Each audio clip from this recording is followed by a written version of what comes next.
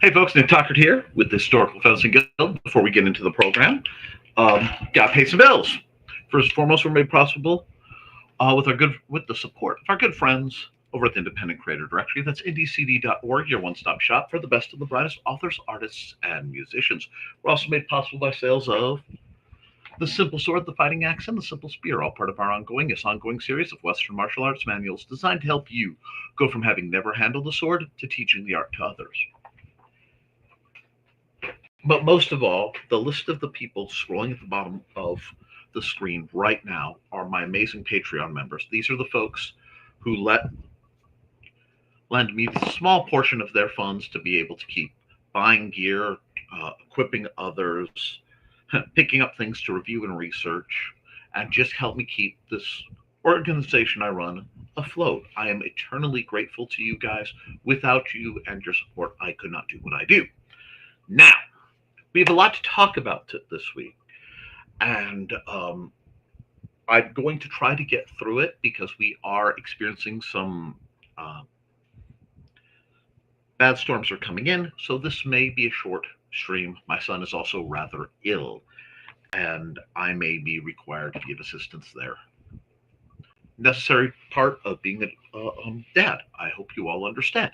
That being said, we've got some really neat stuff that has come down the pipe. I wanted to bring up both from Purple Heart Armory and in a reference to some very interesting questions I've had about a project that I keep having to put on the back burner while I deal with other issues. And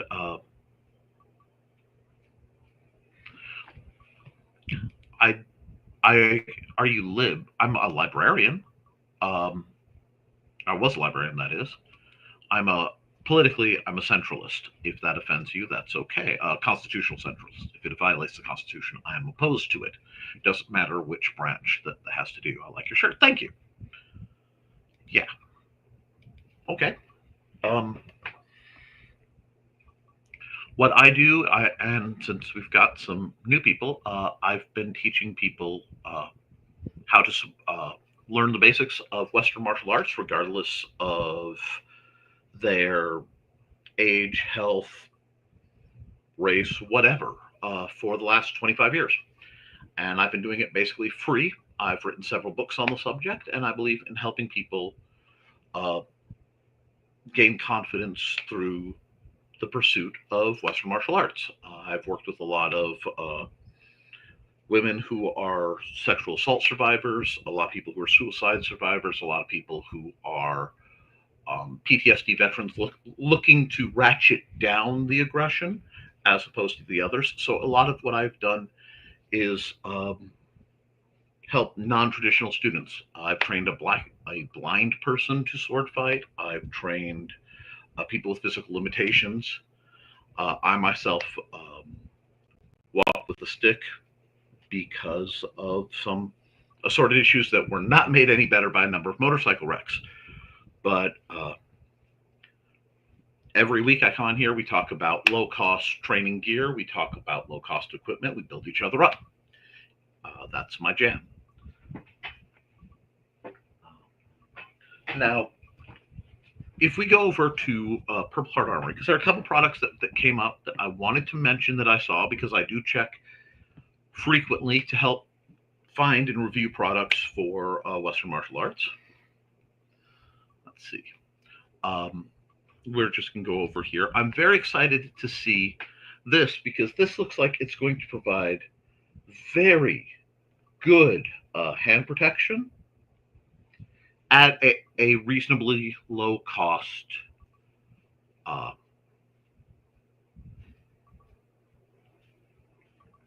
level.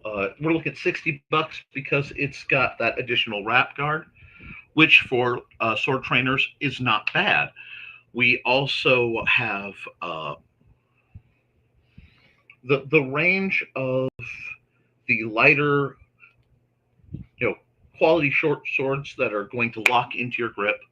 This looks like it's real potential. It mirrors something I've been trying to commission for the last many years, and I've been in negotiations to try to get that done from Christian Dorst over at Purple Heart Armory, so I am all about that.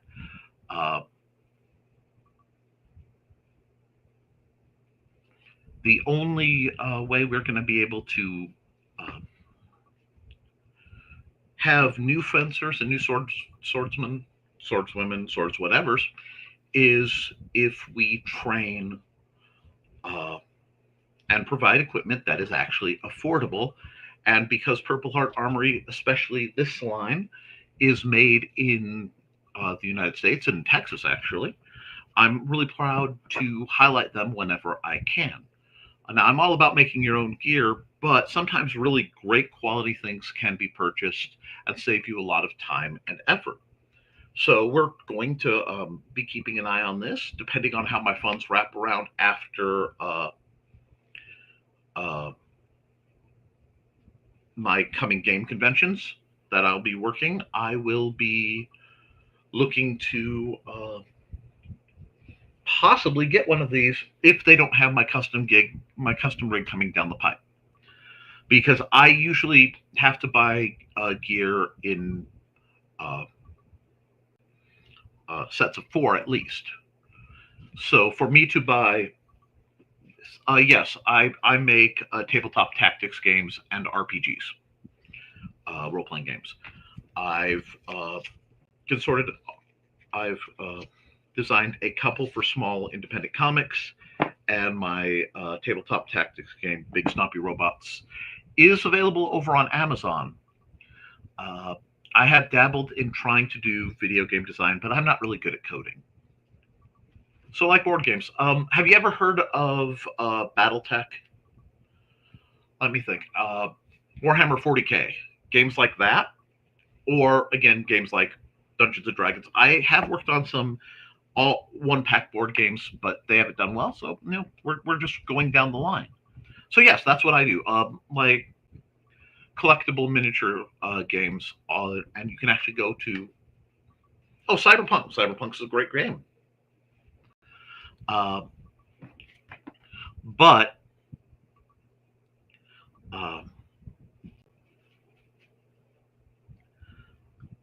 a lot, like I said, a lot of what I do is teach people who want to learn basics in Western martial arts. You stick around, you'll see some of my stuff. And I need this because we're going to talk a little bit. I need the alt-around trainer in a little bit because I had some questions that came up last time, between last week and this week. And I want to bring them to the forefront so that we can address them, because I know a lot of people have problems with systems that are out there. But I wanted to point something else out, because not only is this out, but for the real edgelords among us, our good friends at Purple Heart Armory are revisiting making a sickle. I'm sorry, a scythe trainer, not a sickle. I have sickle trainers. They're great sickle trainers. I love sickle fighting's great. You can reference it from Meyer. But I know nothing about this other than I am utterly delighted to see that it is in development. It's out of stock because it hasn't been finished yet. He doesn't even have a prototype. But I'm very excited to see how this is going to hunker down. I don't think the sizing is right on this list. So we have that now. Getting into the question that was directed to me. People were asking, Nick, the systems you talk about, and I'm using PVC because I believe anybody should be able to learn Western martial arts. I don't care if you are wealthy, if you are poor, if you don't have access to a lot of good materials. You can improvise from the bottom up. So I like to use this as one of my reference pieces. All this is 1/2-inch PVC with an end cap. This is a bit of paracord I had from another project wrapped around, and this is actually black athletic tape. Actually, this might be hockey tape, but same difference. And I use this because I can swing it around in here and not hit my ceiling fan, which I've done quite a few times with other products. Now,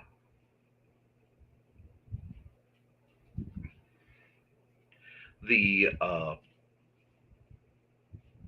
question was this: they were talking about the different cuts that I teach in the Simple Sword, which again you can get on Amazon. And I wrote that after teaching people for 15 years. I've had that out for nearly 10 years. I'm thinking of doing an updated edition referencing the changes in suppliers, changes in rules, and other things. But one of the things that people were talking about was, okay, you teach single-handed. How does two-handed fit into your style? And the simplest way to adapt two-handed sword fighting into one-handed sword fighting, if you already know, is simply to take your offhand, get near the base, and support everything your guiding hand does. It really doesn't need to be that different. You're going to counterpull, so if you're leading with this, you're pulling back with this to get more force. And that's how you work through. The same 9 guards work. I would love to say it needs to be more complicated than that, but it really doesn't. When I wrote my book with the intention of distilling what the vast majority of manuals I could find at the time all agreed on. Taking that, distilling it into as simple and plain English as possible, and then expounding on that. That's what I've been doing. And now there have been requests for something called the Rapid Rapier, which is a simplified version of this for just single rapier fighting. That is in the works. People want me to do the Strong Sword, which is sort of a sequel for more concussive weaponry, as I have written the Fighting Axe and the Simple Spear, both being kind of addendums to give you input into how to quickly learn, again, a very rudimentary style of Western martial arts. I don't do this to be high-ranking grand master stuff. I do this to support people who are having trouble going from the never done anything and being able to do it. So I like to think of it as Western martial arts elementary school.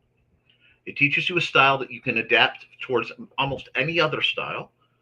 I deliberately don't use a lot of fancy terminology so that if you're exposed to another style and you want to learn their terminology, it will be easier to absorb that and easier to bring in for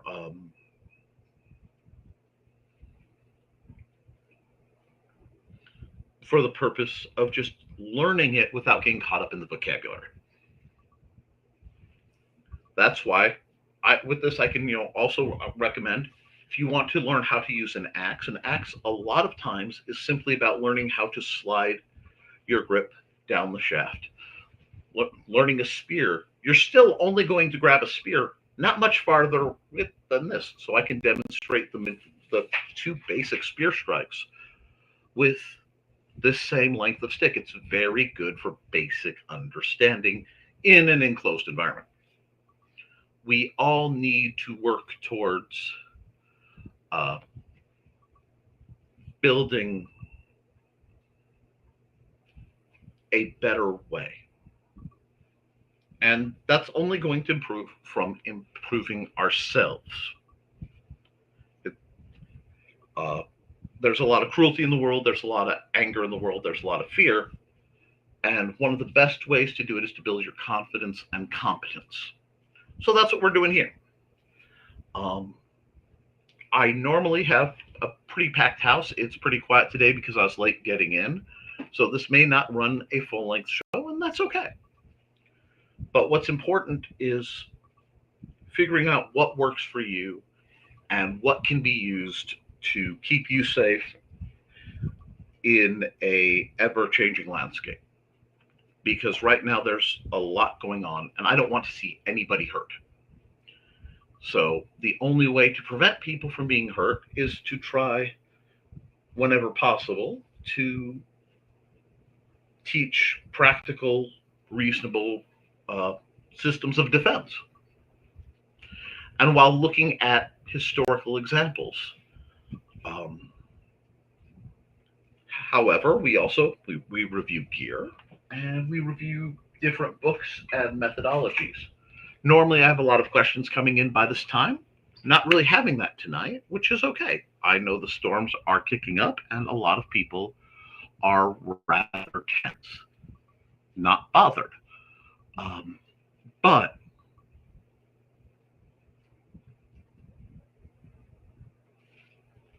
we we also there's something else I wanted to talk about. I was SCA for many years, guys, and one thing that oftentimes the SCA got made fun of was a lot of their homemade gear and their tolerances. Now, if you've been following what's been going on in the HEMA community a lot, we're seeing a lot of equipment failure. Now, the reason for this equipment failure is a few fold.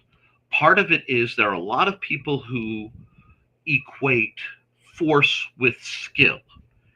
And these two things are not necessarily the same idea. Further, they're using training equipment that is not designed to deal with the kind of forces that they are imparting upon it. So what you have are people using blunted steel fetters against 300 Newton fencing masks and then being confused why they're failing. Untipped swords against, again, 300 Newton rated jackets, and they're failing. Their gear isn't being tested enough. They're not backstopping. And if you could prevent that kind of damage with that kind of gear, it would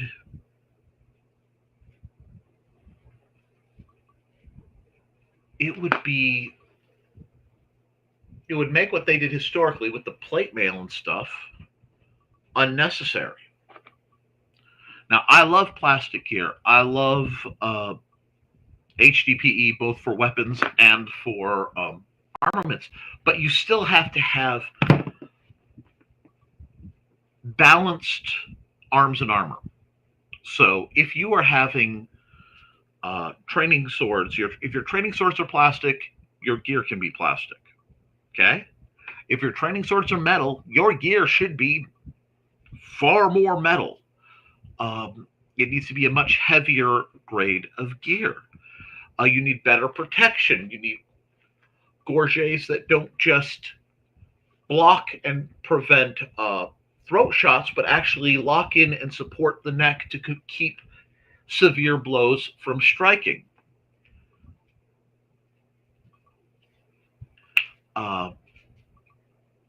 The only way to do that is to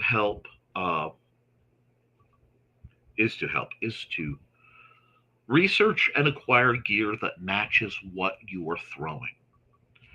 And just like when I was in the SCA and I was seeing harder and more concussive shots come in, and there was no in the mid realm, so the Middle Kingdom, during my time in the SCA, there was no requirement for a plastron to be worn over the chest. Because of that, I took a hard shot that was a double lunge, and through a bit of a freak bit, a blunted tip rapier wedged between my ribs and ripped them from my sternum.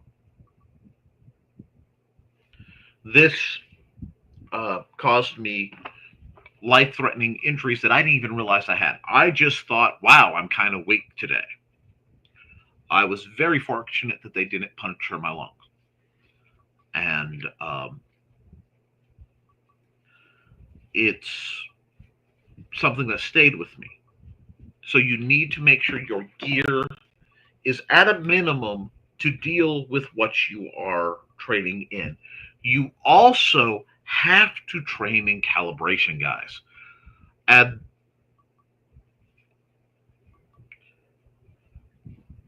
we can't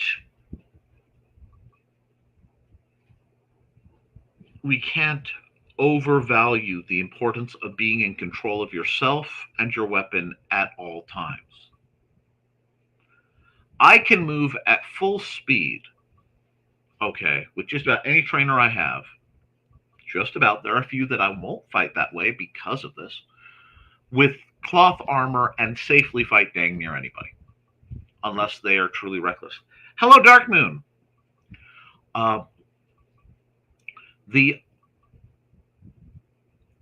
The only way I can do that is because I've spent literal decades continuously monitoring and training my calibration to be under very firm control.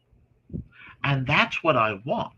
That's what I want for you guys. I want you guys to be able to spar safely. I want you to be able to use dang near anything as long as you're doing it safely. And it takes time. It's not something that happens overnight. And it's not something that you can shortcut. It just takes time and dedication and attention from an attentive instructor, attention from you, and attention from your partners, whomever you're fighting with. Now, Dark Moon says, I've been recently started some rapier at my club. Excellent. Rapier's wonderful. Been doing a bit of Fabris with my battle buddy. Fabris is great. Now, Fabris does tend to favor a lot more lean, and it's a rather more aggressive style. But elegant and effective. I have no problem with Fabris. I find... oh, wait. I got Fabris and Fiore flipped up. No, because that's Fabris Fiore. Yeah. Sorry. My brain tracks by the offhand. I'm still more of a Gigante guy myself. But no, that's wonderful. How is it working out for you? Are you liking the style? Are you reading the books yourself? I mean, how's it going, Dark Moon? And that's one thing I love, is when you can find the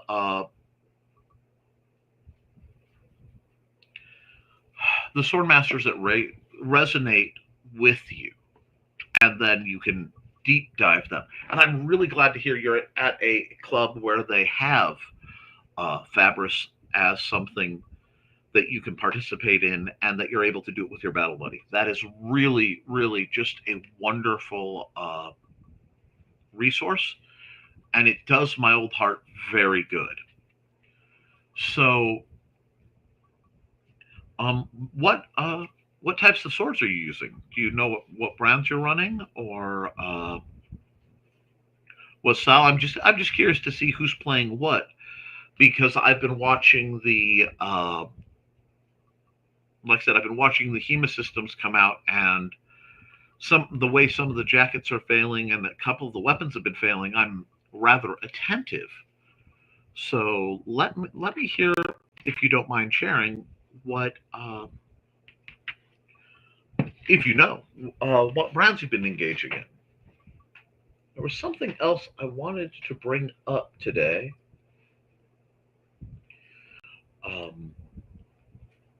I know some folks have been asking about more pre-recorded content, especially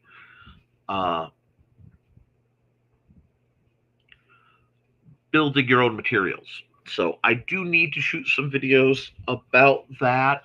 We need to do at least rudimentary shield making, because I did acquire a few sheets of slightly warped, I want to say they are 2x2 panels of plywood. I want to say half inch. That because they have a nice slight warp, if I can get a good circle cut into them, they'll make decent small strap shields. I don't really have a good dish to make them into center bosses. And frankly, with my hand damage, I'm not overly fond of center boss style bucklers in the long run. although I do have those new targes, we really need to get out and play with more. Early in the summer, I had an accident, and over the course of that, I dislocated both my ankles, and that really did impede my ability to do a lot of things I planned this year. But they're starting to be a good deal more reliable, and the weather is breaking, so hopefully I can get doing more of that style content. Now, I am also watching my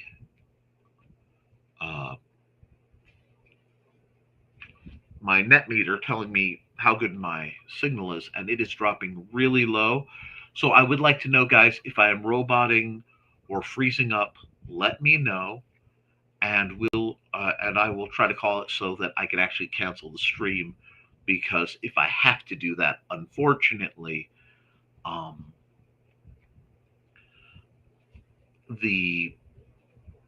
if I don't get on, it will just keep running dead time till I get, or someone who has ops can get in and clean that up. So we're going to get into, not going to get into that. We're possibly looking at that as a negative. I want to at least bang out about half an hour for you guys. I prefer to do the full hour as usual, but we have storms rolling in, so the saying goes, it is what it is. Now, let me see. I got a message coming up. Let me check this out. Okay.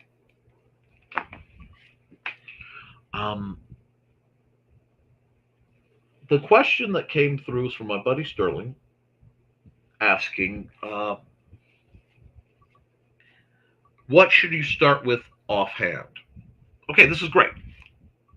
If you are doing single sword, and you're looking for your offhand trainer, you want to go dual wielding something. It depends on your aggression, because the two I would jump to first are either buckler / shield or dagger. Now, if you're training with a shorter weapon, your dagger might not be much shorter than your primary, and that's okay. Keeping that balance does tend to lean you more towards wanting to look into perhaps the Filipino-style martial arts and things like Kali, things like that. Espada's good for that. Basically, anything that makes Doug Marcaida happy is a good place to play if you're starting to use two weapons and you want to keep them of similar length towards the shorter end of the spectrum. Now, if you are going rapier and you're going purist, I'm still a big fan of main gouge because it gives you the benefit of a dagger and it gives you the benefit of a buckler at the same time. So, do I have one of my main gouges available? No, I do not. So we will improvise because that's what we do here. When you have something shorter. Well, we can make it work. If we are in a classic stance, we are probably something like this. Okay? We're going to take the super simplified George Silver approach. Don't worry about my footwork because I have to sit on the stool today. Your rapier is going to cover the outside line. Your daggers can cover the inside line. Okay? This is the basics. This is a windshield wiper. That's it. Thumb on where the blade would be. So actually, since I tend to use the marks to indicate edge alignment, it'd be halfway, but up, down. It's going to give a smooth block, because the main gouge has a sail style rig. That's going to parry out and create openings for you. The other benefit of having a sword and dagger, be it a machete length and a fighting knife length, or something more rapier dagger, is that it's going to give you the opportunity to have layered bands of attack. Meaning, give me just a second. Come here, because my net is starting to get funky. And I just need to get rid of that. I need to bring this back up. So we'll go here. Okay, I'm just going to grab a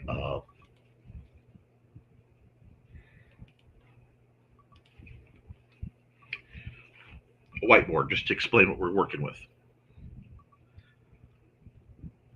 When we're talking bands of attack, make my life simple here. That'll do. All right.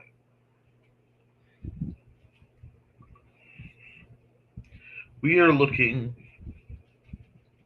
at a fencer from above. Okay. Head, shoulders, elbows, arms, hand. If you have a roughly 45-degree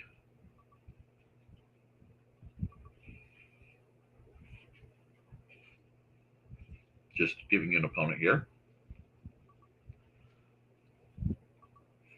position from your opponent, your sword is going to grant you, if you do full extension, a band, to full retraction, that is about here. So in this, and we could take this all the way around. Sorry, let me undo that. You start to lose it toward the edges, but it is effective. This is as far as you could reach theoretically. This is as close as you can pull the tip in.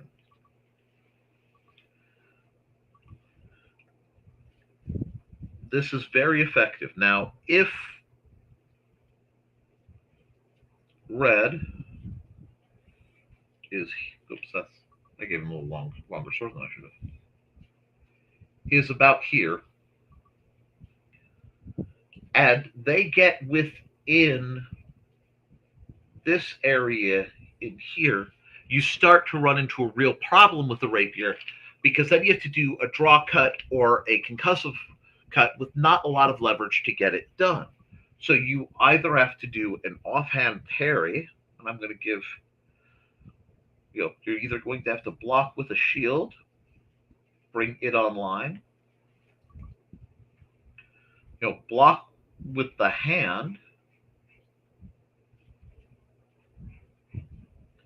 and parry the shot out.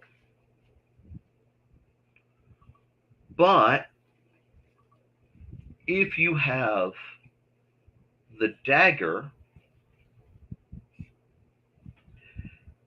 you have the benefit of being able to block with a small shield, parry the shot out, but you also have a band of attack which, with very slight footwork, easily covers this area in here.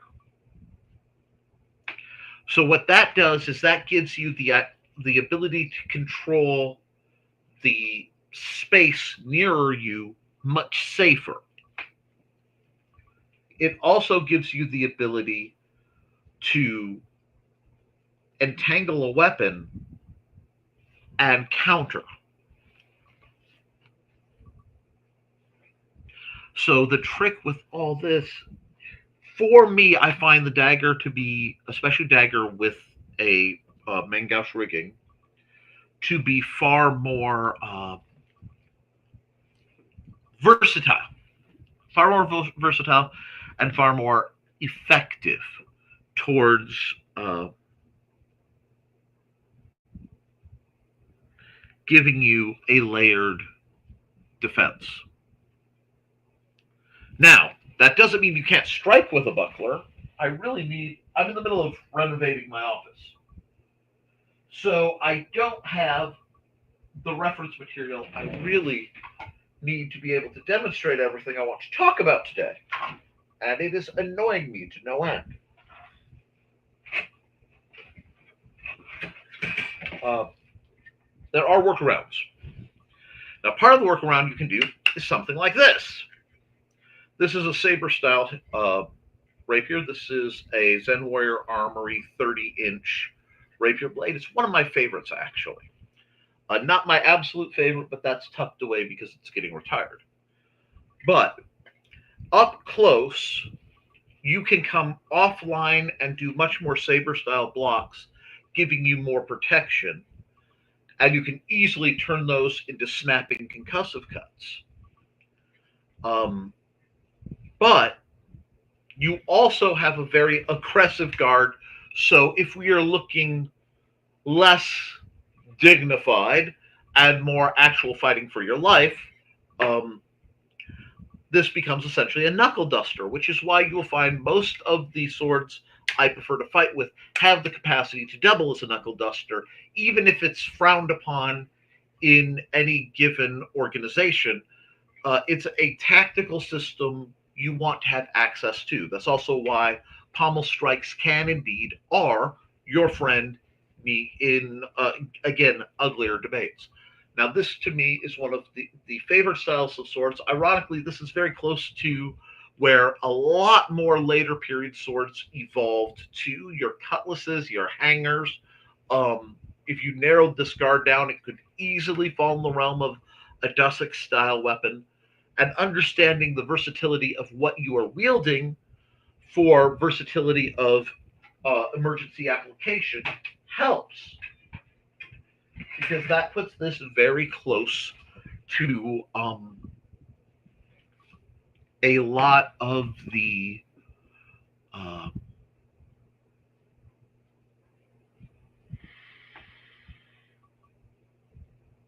more, I'm sorry, I want to phrase this right.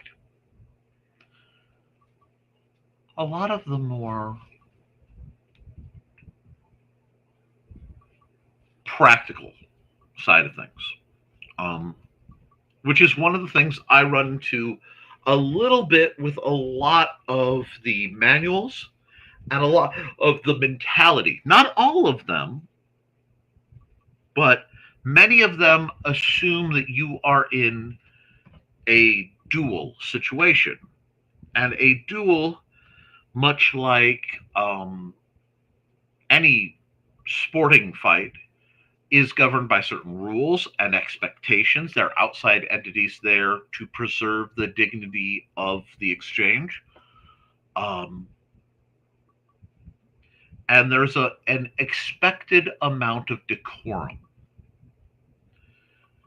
Where when you are in something like a melee, where you are in a group battle, even if you are not necessarily militarily minded, the maneuvers and approaches that are incredibly beneficial one-on-one can leave you incredibly vulnerable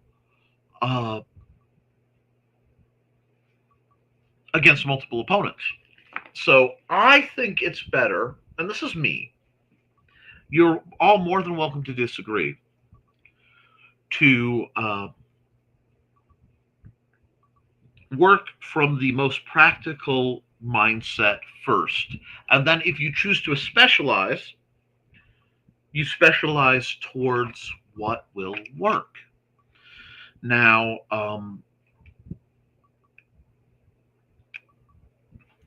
this doesn't always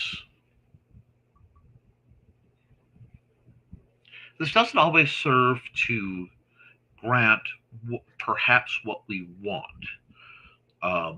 And that goes into what you're training for. If you are training for